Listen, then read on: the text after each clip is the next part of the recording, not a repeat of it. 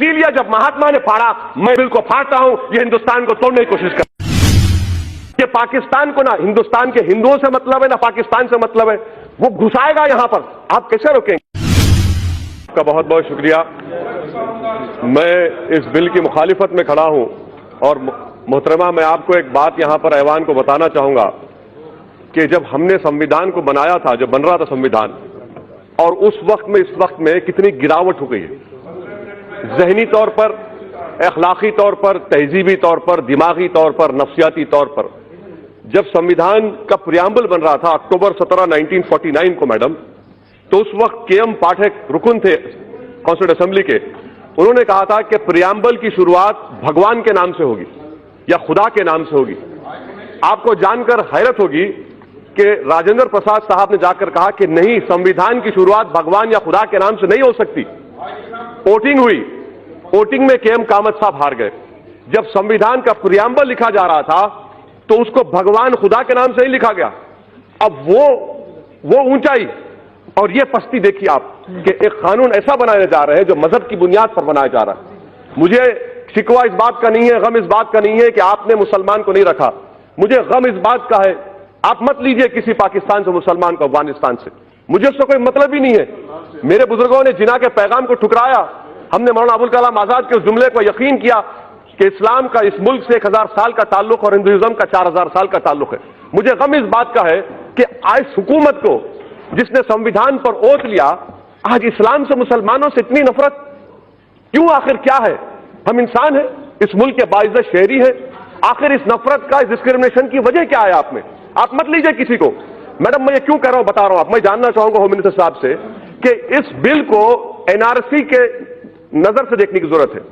जो आसाम में एनआरसी हुआ मैडम, वहां पर 19 लाख लोगों के नाम नहीं आए, जिसमें से खुद वहां के मंत्री कहते हैं कि 5,40,000 बंगाली हिंदू है। मैं होम मिनिस्टर जानना चाह रहा हूं कि सेक्शन 5 के तहत, ये जो सेक्शन है ना मैडम, सेक्शन 6A के तहत जितने बंगाली हिंदू हैं उन पर जो मुकदमा चलेगा वो अबेट हो जाएगा। और किस पर मुकदमा चलेगा? फॉरेन सिविल से मुसलमानों पर। बताइए होम मिनिस्टर साहब, ये डिस्क्रिमिनेशन नहीं है?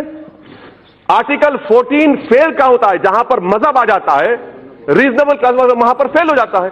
आप एनआरसी आसाम के 5,40,000 बंगाली हिंदुओं के लिए आप यह कानून बना रहे हैं, और जब एनआरसी हो जाएगा, अगर अमित शाह साहब का नाम नहीं आएगा और उन्हीं के पार्टी के किसी एक मुसलमान का नाम नहीं आएगा, तो सीएबी के जरिए अमित शाह का नाम आ जाएगा, मुसलमान का नाम नहीं आएगा। ये इनकी साजिश है कि स्टेटलेस बनाना मुसलमानों को।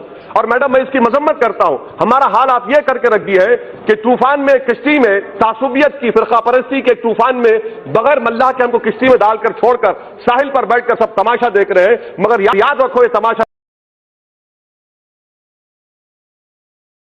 देखने वालों, ये कश्ती साहिल को पहुंचेगी और इंशाअल्लाह ताला हम कश्ती जलाकर जमहूरी अंदाज में अपने हक को हासिल करेंगे। ये ऐवान को समझने की जरूरत है। तीसरी बात मैडम, जो मैं आपके सामने रखना चाहूंगा कि PoK, sir PoK, home minister साहब आप ये क्यों भूल जाते हैं कि 1/3 एरिया हिंदुस्तान का चीन में है? आप डर रहे हैं क्योंकि कल अगर दलाई लामा मर जाएंगे, नया दलाई लामा आएगा, तो आप उसके लिए रोक रहे हैं। क्या तिब्बत के लोगों में मुसलमान नहीं है? क्यों नहीं रहते आप दलाई लामा? आप इंतजार कर रहे हैं। मैडम, यही तो हम पूछ रहे हैं, चीन के बारे में क्यों नहीं रखते आप? क्यों डर रहे चीन से आप? 1/3 एरिया चीन, भारत का चीन में है, और खुद होम मिनिस्टर ने कहा था एक्साइज चीन पर नहीं छोड़ेंगे। आज आप छोड़ दिए, इतना क्यों डरते चीन से आप? चौथी बात मैडम, क्या हमारे होम मिनिस्टर साहब जानते हैं टाइगर सिद्दीकी कौन था? टाइगर सिद्दीकी वो शख्स था जिसको हिंदुस्तान में हमने पनाह दी, मुक्ति वाहिनी बनाई और बांग्लादेश बना। अगर ये लोग सरकार में होते तो टाइगर सिद्दीकी कभी नहीं बनाता मुक्ति वाहिनी को। और भाई, पांचवी बात मैडम, अफगानिस्तान की बात कर रहे हैं। यकीनन आप जानते हैं तालिबान आएगा। जब तालिबान आएगा तो आपको जरूरत है हजारा की, ताजिक की, आपको जरूरत है भारत में, ताकि हम स्ट्रेटेजिक कंट्रोल कर सके। मगर आपके कानून की वजह से आप उन तमाम ताजिक को, उज्बेक को, तालिबान जब हुकूमत करेगा अफगानिस्तान में, आपका तो कार्ड चला गया। ये आपकी सोच है, ये आपका विजन है। मुझे उम्मीद नहीं थी कि इतना बड़ा ब्लंडर स्ट्रेटेजिक सिक्योरिटी के एंगल से आप लोग करेंगे। अफगानिस्तान में सिख है, मैं जानता हूं। तालिबान के जमाने में होम मिनिस्टर साहब जानते हैं कि करेंसी का पूरा